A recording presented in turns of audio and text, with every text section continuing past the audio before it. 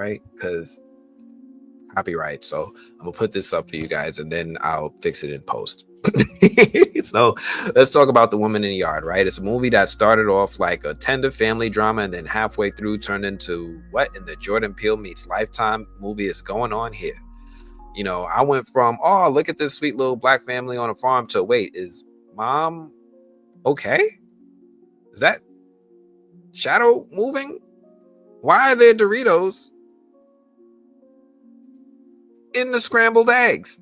What is going on in this film? So let me start off with the things that I thought was really good with The Woman in the Yard. So let's give credit where credit is due. The cinematography is trippy in the best way. The camera angles, the tone, they're really, really thoughtful. It's got that indie horror with something to say energy. The sound design, fire. Some sound cues hit out of nowhere like they were dropped in by a DJ with anxiety. Tay, the son, yo, stepping up after his dad passes. He's like, I'm the man now. He's feeling that man of the house pressure. And honestly, I felt for him. But also, that kid is slick at the mouth and low-key disrespectful AF. I kept waiting for mom to put down the crutch and pick up the slipper. Like,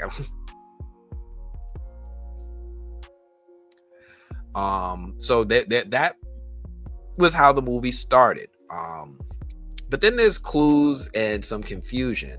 Like, who killed the chickens? It's just still not clear who killed the chickens, right? There's a scene where the daughter is like, Mom, there's a woman in the yard. And from there, it spirals into jump scares, weird timelines, and mom hiding more secrets than a reality show confessional. We got painted predictions, unexplained shadows, and some subtle psychoses wrapped in a Southern farm aesthetic. And shout out to Tay's spider sense. He's the only one clocking that something's off. Everybody else is trying to act normal while mom's one leg away from a full mental breakdown. And then there's the turn, right? We have this woman in the yard. She's terrorizing. There's spooky stuff going on with the shadows. The chicken's dead. The dog is missing. All this wild stuff. And then the third act hits. And I'm sorry, but the movie goes, huh? It goes full what? Like real quick. Suddenly, the horror metaphor is so thick, it's smothering the plot. The supernatural stuff starts leaning into vibes more than answers, and you're left wondering, is mom haunted? Hallucinating? Possessed? Post-traumatic shadow grief? What is going on? And you know, I don't mind a slow burn or an artsy metaphor, but don't bury the lead and then whisper the genre in the credits. It's not a bait and switch per se, but let's just say I wish I had a label on the jar before I took a sip. Now, here's where I gotta get real. This is a story that I didn't think needed to be told with this particular group. You know what I mean? Like, there's something that don't sit right about us facing a psychological breakdown wrapped in ambiguity, especially when the ending leaves you with more questions than closure. My wife and I had to have a chat about the movie afterwards, and she had to break it down for me afterwards, like it was post-film therapy. I appreciated the layered storytelling, but this one might not hit for everybody, especially if you're coming in expecting something clean cut or traditional horror. This is one of those movies that will require you to think, maybe watch it twice, and then the second time you watch it, you're going to look at it with a new lens based off of the information you gain after your first viewing. Kind of like Shutter Island.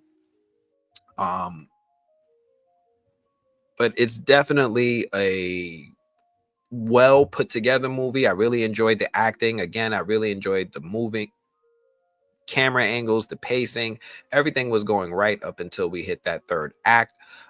I'm curious if any of you have seen The Woman in the Yard, and if you have, whether you're watching this live or in a replay, do me a favor and let me know in the comments. Am I tripping, or did the movie take a left turn into WTFville? Like, let me know what you think. Overall, I gave this movie a 6.8 out of 10. I didn't want to take anything away from all the good things that they did in the film, even though I wasn't a huge fan of the writing and the third act. Those first two acts, it's kind of those things where I enjoyed the journey more than I enjoyed the destination. But yeah, it's one of those movies where it kind of did a shift. It did a switch. I'm very curious what people think of it. Let me know if this movie, did it land for you, or did it feel like too much metaphor, not enough meat? Or just let me know, what was the worst genre switch that you've sat through, right? Drop your picks in the chat. But let me see what you guys are saying in the comments real quick. Yeah, post-film therapy. Me and my wife, we had to sit down and she had to explain it to me, because some of the things I am not as aware of as she is. So I think we gave I think I said it's more like, it's more challenging for folks who aren't as easy to identify emotional beats as everyone else. Some stuff I'm right on it. I'm right there. Some stuff just goes over my head, right? I just didn't catch that emotional beat. And she had to break it down for me. And when she broke it down for me, then I was like, oh, I think I would like this movie a lot more in second viewing, because then I'm going to know what to look for. I'm going to look for emotional beats more than I was looking for horror beats, right? When I go into a horror movie, I'm looking for what are the rules of the horror movie, right? Can you answer the phone? What are the things you can and can't do? What are the limitations of the monster or the enemy or the antagonist? I'm trying to define horror movie rules, but this is one of those where in second viewing, I would probably step away for that and instead look at more the emotional beats of what's happening with the characters. So yeah, she had to break it down for me. I'm waiting until it comes out on streaming services, the reviews. Yeah. Listen, if you get like a T-Mobile Tuesday, or if you have one of those offers where you could go see it for $5, check it out. It's still a good time for a while. Just understand that there's a reason why the reviews are the way they are. But yeah, that's all I had for this one. The Woman in the Yard had atmosphere, strong performances, real potential. Third act fumbled it for me. I wanted closure, and instead I got cryptic paintings, dead chickens, and an unresolved shadow trauma metaphor. Respect to the filmmakers, but yeah, this one ain't for everybody. But we covered some good ground tonight. We went from Marvel's Cash Drop moving slower than Grandma's Wi-Fi to John Boyega burning down the Jedi Temple of Witnesses with his truth. We saw a restaurant smoothie become a murder weapon. We got Supergirl with the frizz. We got The Dragons are back in production. We got a horror movie that served me jump scares from the teaser alone. And we got a little bit of confusion with a side of scrambled eggs.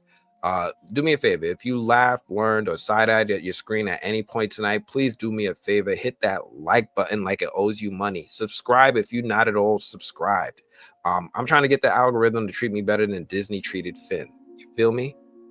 And if you're watching this on the replay, I still want to hear from you. What do you think is missing from Avengers Doomsday and its cast? Who did you want to see announced that you didn't see announced? What's your wildest Final Destination feel? And are y'all giving The Woman in the Yard a pass or a hard skip? And if you got a theory, a hot take, or just a meme I need to see, drop it in the comments. I'm always lurking after the stream ends. I'm not going anywhere. I'm right here with y'all. And like I said, in the next stream, we're going to go into some of the upcoming from theory that I have. We're going to get into some more movie reviews. We're going to be talking about Sinners. I'm going to be able to talk a little bit more about Ayano. I think I'll have the embargo released. And yeah, I'm probably do some more deep dives into underrated Black horror movies that aren't just trauma porn. So keep your notifications on. I might just pop up like the lady in the yard. Thanks for kicking it with me tonight. I appreciate y'all for pulling up, making me laugh, and letting me rant like a caffeinated film professor. Same time next week. Until then, keep your ice trays clean, your lightsabers lit, and your Targaryens unbothered. Peace, love, and no shadow people in the yard. I'm out.